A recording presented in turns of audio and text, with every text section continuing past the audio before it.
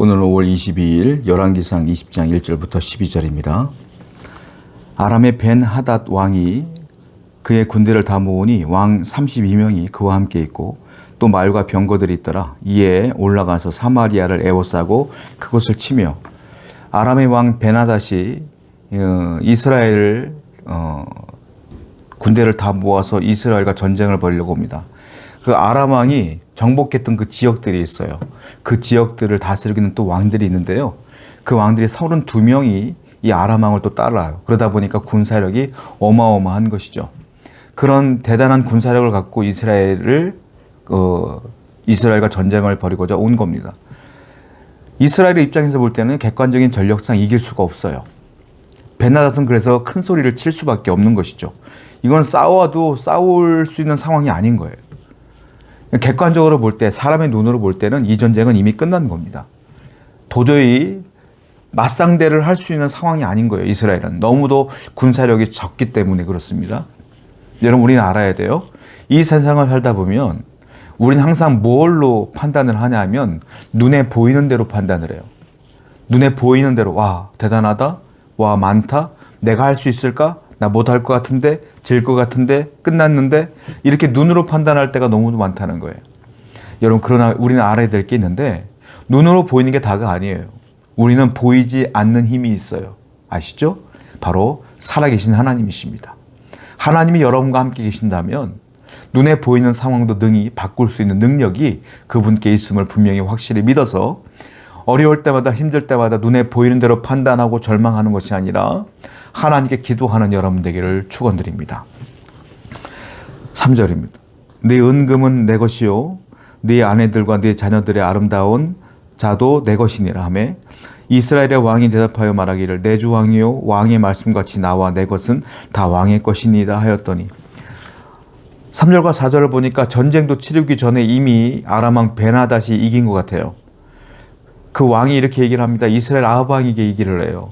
야, 진짜 싸울 거야? 만약에 이러이러하면 조건을 들어주면 내가 안 싸우고 그냥 넘어갈게. 너희들의 집에 있는 은금, 보화 다 내 것이고 너희들의 자녀들 다 내 것이고 특별히 이쁜 애들, 이쁜 아가씨들 다 내 거야. 이렇게 얘기를 해요. 그러니까 이 아합 왕이 그 정도로 끝날 수만 있으면 감사하다고 생각했나 봐요. 이렇게 얘기를 하죠. 나의 주여 그렇게 하시옵소서 라고 아합 왕은 이미 전쟁도 하기 전에 싸움을 포기한 모습을 보게 됩니다.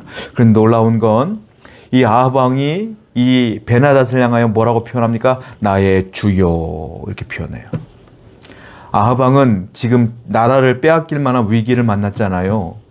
위기를 만나면 북이스라엘 땅의 왕이라면 여호와를 섬기는 나라라면 위기를 만날 때 당연히 백성들과 함께 하나님께 무릎을 꿇고 기도를 하며 나의 주여라고 하나님께 외쳐야 되는데 이 사람은 하나님을 찾아 기도할 생각도 하지 않고 벤하닷을 향하여 나의 주여라고 고백하고 있더라라는 겁니다. 성도 여러분, 위기를 만날 때 여러분들은 누구를 찾습니까? 하나님을 찾으셔야 돼요. 하나님께 주여 도와주시옵소서라고 기도하셔야 돼요. 오늘도 어떤 위기를 만나든지 간에 하나님이 여러분과 함께 계시기 때문에 그분을 찾아 나가는 여러분 되기를 축원드립니다. 5절이에요.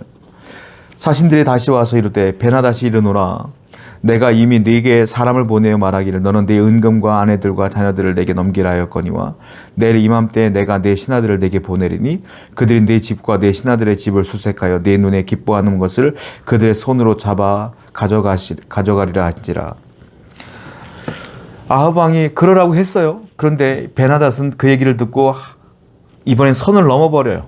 이렇게 얘기해요. 야, 그것으로 만족할 수 없다.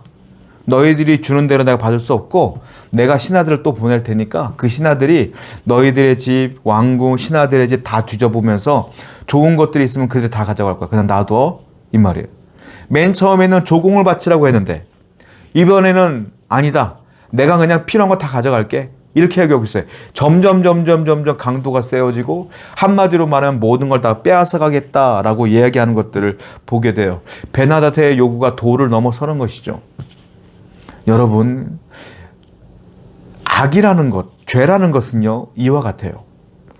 여러분들이 이 아합이 이 베나닷의 요구를 수용했더니 그 수용했던 것들이 점점 도가 넘어서는 것처럼 여러분들이 죄를 짓는 것도 비슷하다는 거예요. 죄를 짓고 악을 행하면 처음에는 이 정도지만 그것이 나중에는 여러분들이 그것을 타협하고 허락한다면 더 크게, 더 큰 죄로 여러분께 온다라는 거예요. 여러분들은 작은 죄를 지은 것 같지만 그 다음에 더 큰 죄를 짓게 되고 더 큰 죄를 짓게 되며 예전에 이런 죄를 졌는데 이 정도야 뭐 넘어가지 말고 더 큰 죄를 짓게 되는 거예요.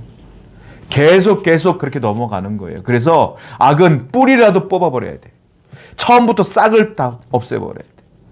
죄를 지을 생각을 말아야 돼. 이 정도는 괜찮겠자고 죄를 지으면 그 죄가 다음엔 2배, 3배, 4배 계속 불려나가는 거예요. 하나님이 그래서 가나안 땅을 정복할 때에 그 땅의 거민들을 다 진멸하라고 말씀하신 거예요. 그것이 나중에 큰 올무가 되지 않겠습니까? 성도 여러분, 우리는 항상 죄를 멀리하고 죄를 짓지 않으려고 성결하고 거룩한 삶을 살려고 기도하며 사셔야 돼요. 오늘도 악은 일체의 근처도 가지 않는 여러분 되기를 축원드립니다. 7절부터 보겠습니다. 이에 이스라엘 왕이 나라의 장로들을 다 불러 이르되 너희는 이 사람이 악을 도모하고 있는 줄을 자세히 알라. 그가 내 아내들과 내 자녀들과 내 은금을 빼앗으려고 사람을 내게 보냈으나 내가 거절하지 못하였노라. 모든 장로와 백성들이 다 왕께 아뢰되 왕은 듣지도 말고 허락하지도 마옵소서 한지라. 여기 보면 이 아합 왕이 큰일 난 거예요. 이거 어떡하지?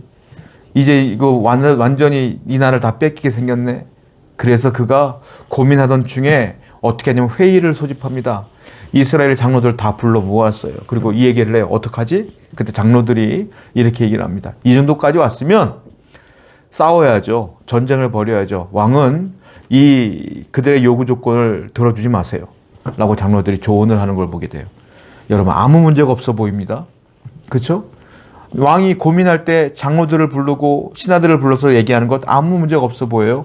그런데 심각한 문제가 있어요. 무엇이냐? 이 아합 왕은 단 한 번도 이 위기상에서 하나님께 나아가지 않아요.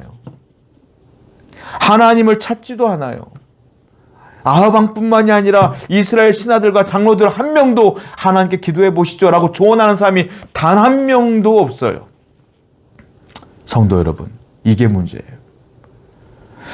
여러분들에게 가장 큰 위험은 뭐냐면 내가 위기를 만났을 때에 제일 먼저 생각나는 분이 하나님이셔야 되는데 제일 먼저 생각나는 게 하나님이 아니라 엉뚱한 것들이 생각난다면 여러분들은 큰일 난 겁니다. 성도는 위기를 만날 때마다 기도가 생각나고 하나님이 생각나고 하나님을 의지할 마음이 강력하게 솟아나야 되는 거예요. 오늘도 어떤 위기를 만났습니까? 어떤 문제가 있습니까? 하나님께 나아가시고 기도하시기를 축복합니다. 그리할 때 하나님은 여러분 대신 일하여 주실 줄로 믿습니다. 기도하겠습니다. 하나님, 아합처럼 위기를 만날 때 하나님을 버리는 자가 아니라 엘리야처럼 위기를 만날 때마다 하나님을 찾는 자가 되게 해주시고 하나님께 나아가는 성도가 되게 해주시옵소서. 예수님의 이름으로 기도드렸습니다. 아멘.